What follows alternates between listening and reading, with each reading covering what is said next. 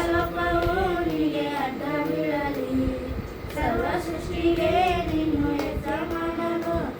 ಸರ್ವಲೋಕವು ನಿನಗೆ ಅಡ್ಡ ಬೀಳಲಿ, ಸರ್ವ ಜನರು ನಿನ್ನಲ್ಲಿ ಬಂದು ಸೇರಲಿ, ಸರ್ವ ಜನರು ನಿನ್ನಲ್ಲಿ ಬಂದು ಸೇರಲಿ.